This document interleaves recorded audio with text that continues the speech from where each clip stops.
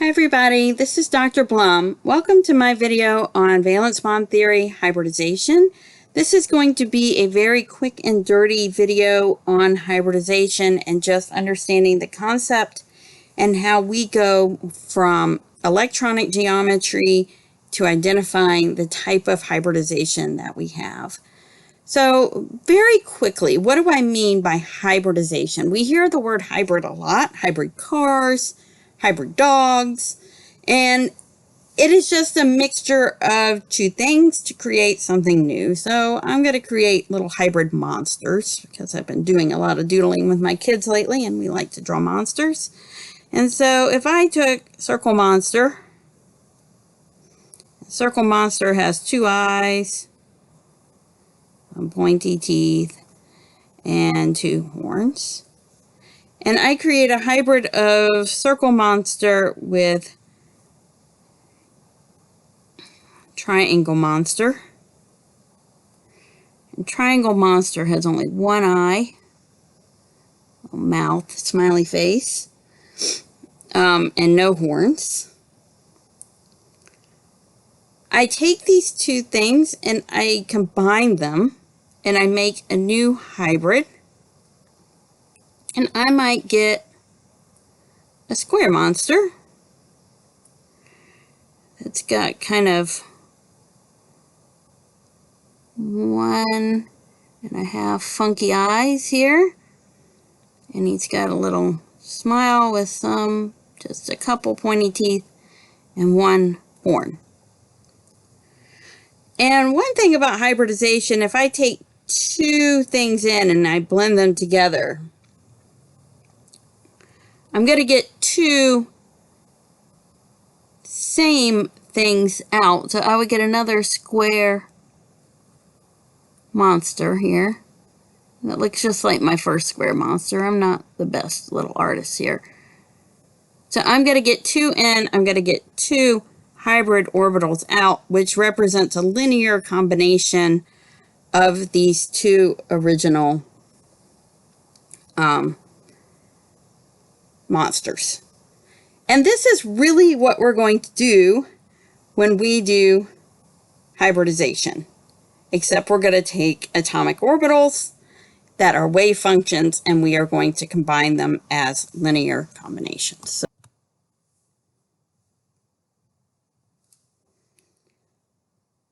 So valence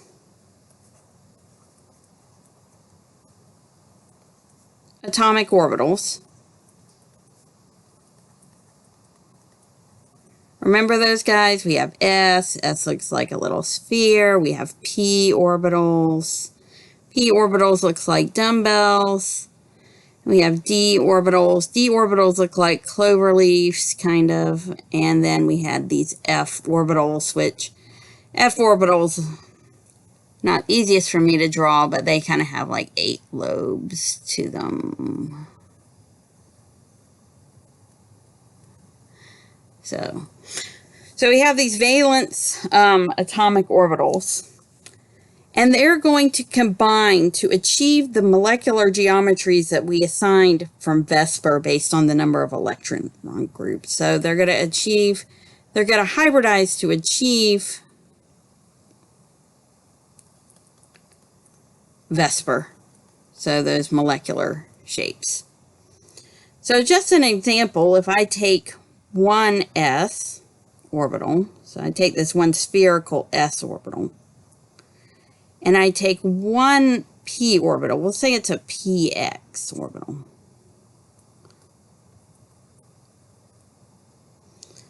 So I take two orbitals, and what I get out after I do a linear combination, so we remember S, this is a wave function, and we're going to take these two wave functions and add them together mathematically. We're going to get this kind of orbital with like a big lobe and a little lobe. So again, it looks a little more spherical, a little less like a pure individual dumbbell. And then we're going to also get another one that's a little lobe, identical to this guy, even though they don't look perfectly identical. And we're going to call this new orbital that we created, it's going to be an S P, because it's not quite a S, it's not a P, it's a combined S hybridized with P, and we're going to make 2 of them, because remember, 2 orbitals in gives me 2 orbitals out. And we've created this new hybrid orbital,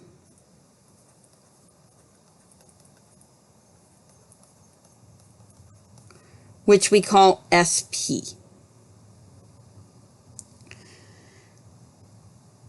And one thing to note, and we'll get into more of this later, is that when I make a sp orbital, I still have a py and a pz. Remember, there are 3 p orbitals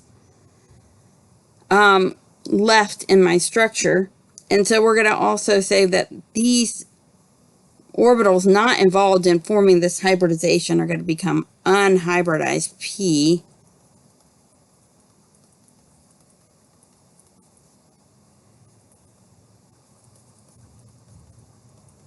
which become important in forming double and triple bonds. Double and triple bonds. But we'll get more on that later when we talk about pi and sigma bonding. So how are we going to use this to assign hybridization to molecules? So just like with our 5 basic electron geometries, we're going to have 5 basic hybridization schemes. And so the number of electron groups, remember that's bonding group plus lone pairs on the central atom equals the electron groups, is going to equal the number of orbitals that need to hybridize.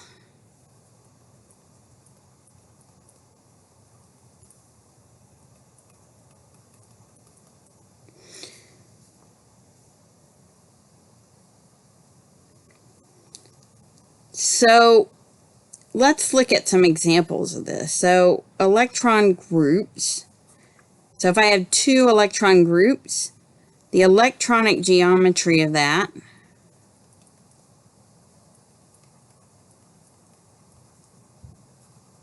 is linear, right? I have 2 things as far away from each other as possible. There's my central atom. That gives me that linear 180-degree angle. So I have 2 electron groups, means I need to recruit 2 orbitals. And when I recruit 2 orbitals, I'm going to recruit that s and 1 p.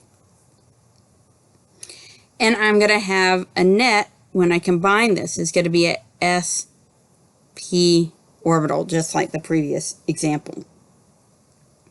And so I'll take an s and a p, and then I'm going to get 2 identical sp orbitals. If I have 3 electron geometry, we have the trigonal, or 3 electron groups form trigonal planar. And so, again, I'll just sketch that out really simply. And so I'm going to have 3 orbitals. So my first orbital has to be an s, and then we're going to recruit 2 of the p orbitals. So I'm going to take 1 s and 2 p orbitals and mix them in a linear combination. And when you do that, you actually get orbitals that make the corners of a triangle, and we're going to call this sp2. And that number, the 2, tells me the number of orbitals of the same type. So this says I have 1 s and 2 p orbitals. And then because I took 3 orbitals to begin with, to combine them, I'm going to get 3 orbitals out net. If I have 4 electronic geometry, I'm going to get tetrahedral. tetrahedron. So I'll draw a little tetrahedron, my little spaceship guy here. And so just like before, I am going to have to take one s. And now to make 4 net orbitals, I'm going to have to take 4 total. So 3 p orbitals and 1 s. And this gives me sp3 hybridized. So 4 net orbitals.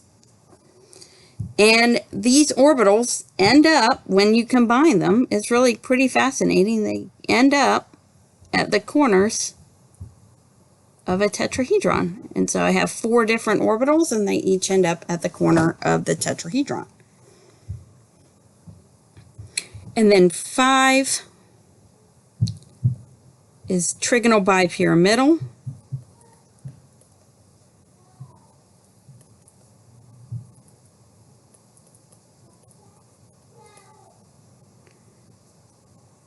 And so that's my triangle here in the middle and my axial coming out the top and the bottom.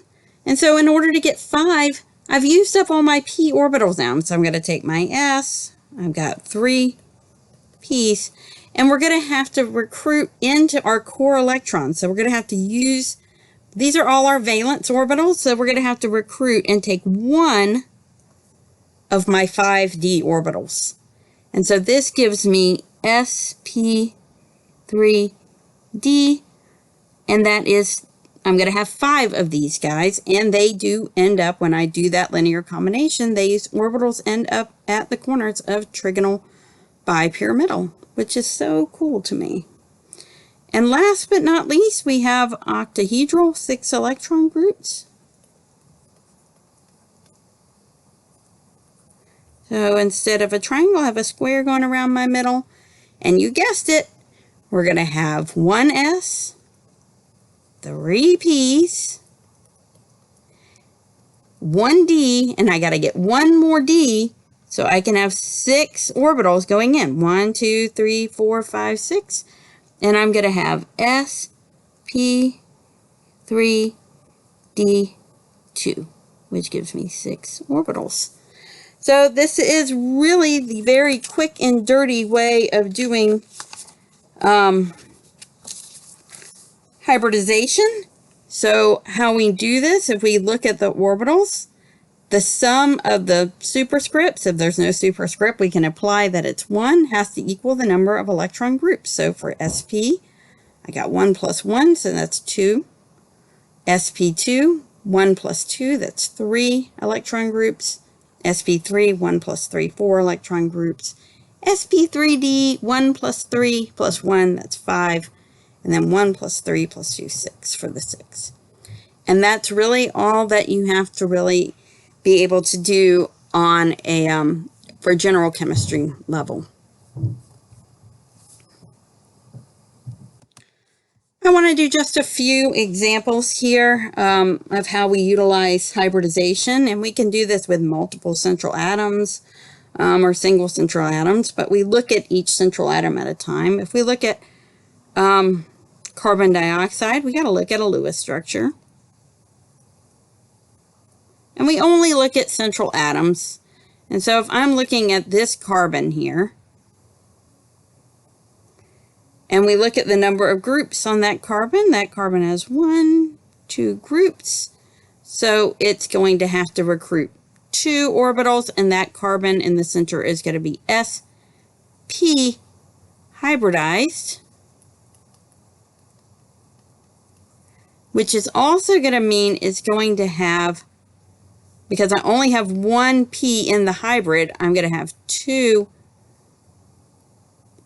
a py and a pz unhybridized p.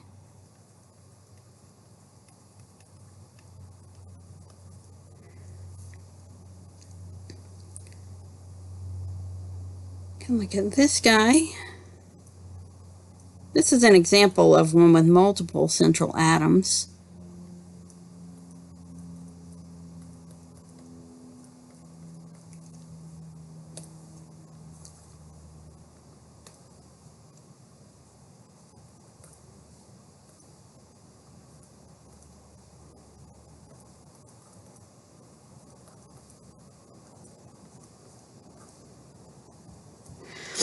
And so if I look at this carbon here, we'll look from left to right, we'll look at this carbon. This carbon has 1, 2, 3, and then all of this attached. So you don't have to worry too much about what's going on over there, but all of this attached. And so we'll just kind of draw like that. And so this carbon here has 4 groups, that carbon, and it's going to be sp3 hybridized. All the p orbitals are used up in the hybrid, so no unhybridized p. If we look at my central, pick a different color here. We look at this guy. Here we look at how many groups are on this carbon. We have, look again, kind of everything over here. The oxygen here, and everything over here. So how many groups is that? I got 1, 2, 3. And so this central carbon on this structure, this guy is going to be, it's got 3 groups, so it's going to have to be sp2, and it has 1 unhybridized p. And like I said, those unhybridized p's are really important because that allows us to make this double bond. Okay, if I didn't have that unhybridized p available, I couldn't make the double bond. And again, when we look into pi bonding and sigma bonding, that's where that becomes really important to recognize.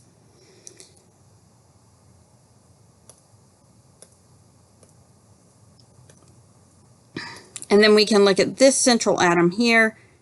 It's a mimic, it's kind of a mirror image of this carbon here, but we'll look at it just in case. 1, 2, 3, everything over that way. And so this carbon is going to be sp3 as well. So doesn't all have to be bonds. I'll show you an example. We can look at ozone. This is ozone. 2, 3, 4, 1, 2, 3, 5, 6, 2. So this guy here, we have 1, and it doesn't always have to be carbon, 2, 3. So don't forget to count that lone pair. It still counts as an electron group. And so this central oxygen here is going to be sp2 as well, because I have 3 electron groups surrounding it.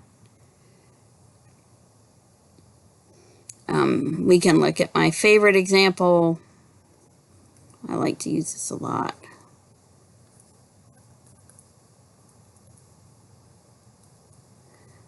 I'll put these electrons around my fluorines.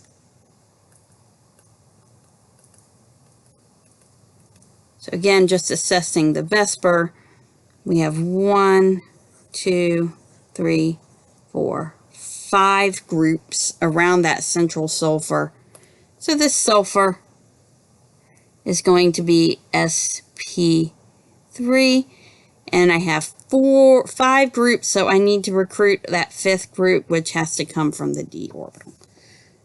So I hope this helps with identifying hybridization and how we know what type of hybridization a particular atom has done, again, when we're looking at valence bond theory. All right, I hope everybody has a great rest of your week, and thank you for listening.